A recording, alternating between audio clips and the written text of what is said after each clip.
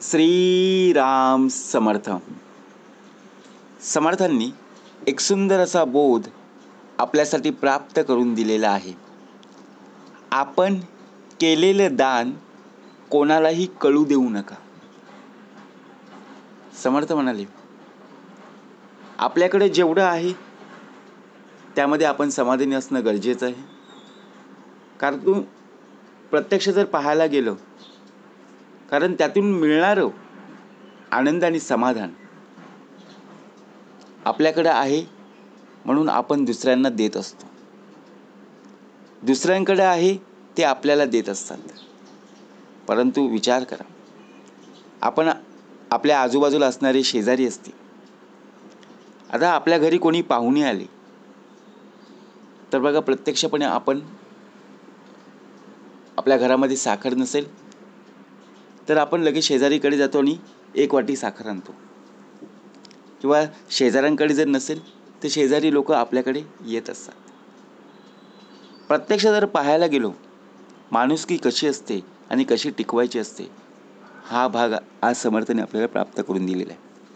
परंतु आपण केलेलं दान कोणाला कळू देऊ नका. का सांगितले? आपण दान देताना प्रचार करत असतो.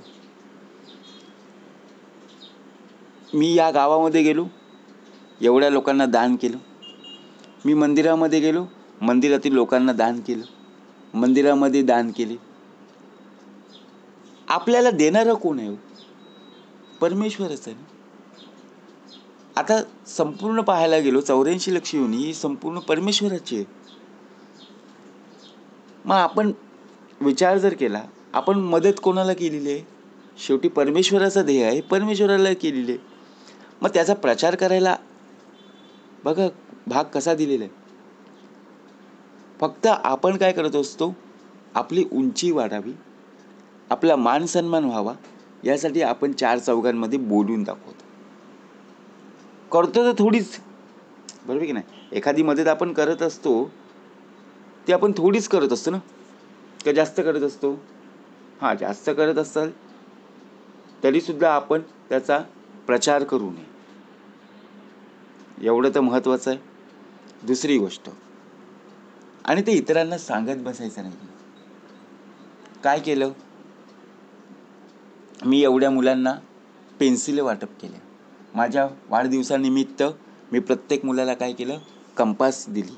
मी माझ्या बड्डेनिमित्त, वाढदिवसानिमित्त, माझ्या मुलाच्या वाढदिवसानिमित्त मी सर्वांना बघा वह्या पुस्तकं वाटप केली. काय सांगायची गरज आहे?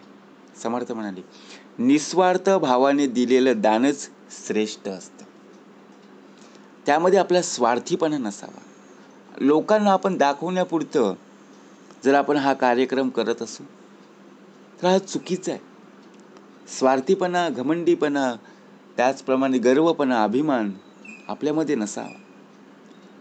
अशा दानाचा अर्थ खऱ्या अर्थाने हा दान असतो ना, निस्वार्थ भावाने दिलेला शब्द श्रेष्ठ. का? कारण तू बोलून दाखवत नाही. एखाद्याला मदत करायची, आपण विचार करतो ना, अरे शेजारी आपल्या बघा प्रत्यक्षपणे जे कोणी राहत असतात त्यांना खरी पैशाची गरज होती. आणि अशा वेळी आपण सुद्धा आर्थिक परिस्थिती बघा, आपली सुद्धा आर्थिक परिस्थिती नव्हती तरीसुद्धा आपण आपल्यातले काही आर्थिक परिस्थिती म्हणून बघा आपल्यातले पैसे त्यांना देऊ केले. आणि त्यांच्यातला जो प्रसंग होता तो दूर झाला. अशा वेळी त्या लोकांनी बघा प्रत्यक्षपणे असणारे शेजाऱ्यांनी आपले आभार मानले. जर आपण त्यांना जी मदत केलेली आहे हे जर आपण सर्व लोकांना सांगत सुटलो, त्याचा प्रचार करत बसलो, समोरची व्यक्तीला जी आपण मदत केलेली आहे त्या व्यक्तीला वाईट वाटेल की कुठं मी या व्यक्तीकडून पैसे घेतले. परंतु आपल्याला काय वाटेल? अभिमान, गर्व, मी त्या व्यक्तीला मदत केली. परंतु थोडी का होईना मदत, पण त्याचा प्रचार करू नये. जर आपण प्रचार करत असू किंवा इतरांना सांगत असू तर त्याचा उपयोग काहीच नाही, शून्य आहे. बरोबर की नाही? म्हणून विचार करा. समर्थ म्हणाले, एका गावात एक अत्यंत गरीब पण दानशूर शेतकरी राहत होता. तो दररोज थोडीफार मदत अन्नधान्य स्वरूपात गरजू लोकांना वाटायचा. जी लोक यायची त्यांना तो अन्नधान्य आणि जे काही पैसे असतील तो देत असे. त्याचं दान हे अगदी निस्वार्थ होतं. कधीच त्या व्यक्तीकडे बघा, प्रत्यक्षपणे जो शेतकरी होता, कधी गर्वपणा अभिमान नव्हता हो. एकदा त्याच्या घरी एक दुसऱ्या गावातील व्यक्ती आली आणि त्या शेतकऱ्याने त्यांना भोजन दिले. त्यानं सांगितलं या, त्यांचा पाहुणचार केला. त्यानं सांगितलं आता तुम्ही जेवायला बसा आणि विचारले की तुम्हाला कोणत्या प्रकारची मदत हवी आहे. आजूबाजूच्या गावातील लोकांनी ज्यावेळी ऐकलं त्यावेळी ती व्यक्ती आली आणि त्यांनी सांगितलं, तुमचं दान हे खरोखरच निस्वार्थ आहे. अनेक लोक दान करतात पण ते जाहीर करतात, त्यांचा प्रचार करत असतात. त्यामुळे त्यांची दानशूरता ही संपत जाते. तुम्ही मात्र मुद्दाम कोणाला न सांगता हे करत आहेत. हेच खरं दान आहे. तुम्ही केलेलं कार्य एका नदीसारखं आहे, ज्यात स्वच्छ पाणी वाहत असते, पण ते कोणीही न बघता बघा प्रत्यक्षपणे सर्वांना जीवन देत असते. आणि त्या व्यक्तींनी त्या शेतकऱ्याचं कौतुक केलं आणि बघा आभार सुद्धा मानले. फक्त बघा त्यांचा आभार मानण्यासाठी ती व्यक्ती बाजूच्या गावातून त्या व्यक्तीला भेटायला आली. म्हणजे विचार करा, लोक आपल्याला शोधायला येतील असं उत्तम प्रकारे आपण चांगलं कार्य केलं पाहिजे. खरं दान हे कधी जाहीररित्या करूच नये, प्रचार करून करूच नये, निस्वार्थ भावनेने केलं पाहिजे.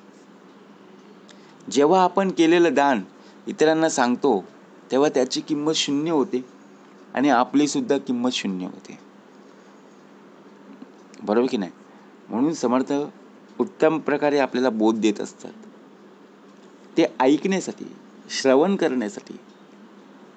म्हणून आता दोन मित्र असतात,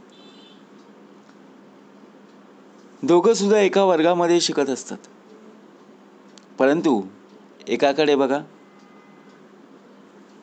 पेन्सिल, पट्टी, रबर, कंपास खूप नवनवीन साहित्य असतात, परंतु दुसऱ्या मुलाकडे बघा छोटीशी पेन्सिल असते. परंतु त्याच्या कंपासमध्ये 3-4 पेन्सिले पाहून त्याने विचार केला की आपल्यातली एक पेन्सिल त्याला द्यावी. तरी सुद्धा तो त्याचा मित्र म्हणाला, अरे नको रे, माझ्याकडे आहे अजून लहान, संपल्यावर मी तुझ्याकडून घेईन. आपण जर असतो तर मिळते ना, घेऊया. बरोबर की नाही? परंतु त्याने दिलेली आहे पण त्यांनी प्रचार केला नाही. त्यांनी सांगितलं तुला जे काही हवं असेल ना ते माझ्याकडून मागून घे. परंतु आपण प्रत्यक्षात ते पाहून आपण त्याच्यातली एक पेन्सिल घेतली असती आणि शेवटी बघा बोलून सुद्धा दाखवलं असतं. आपण प्रचार करतो, आपल्याकडे एखादी वस्तू असेल दुसऱ्यांना दिली की आपण सांगत सुटतो, मी या लोकांना एवढी मदत केली, त्या लोकांना मी बघा हे वाटप केलं, ते वाटप केलं. समर्थ म्हणाले, न सांगण्यापेक्षा न दान केलेलं बरं. आणि जर दान करायचं असेल तर शेवटी आपण ते केलेलं दान हे निस्वार्थ भावनेने नक्कीच करायला हवं, परंतु आपण केलेलं दान हे कोणालाही कळू देऊ नका, एवढं मात्र नक्की. जय जय रघुवीर समर्थ.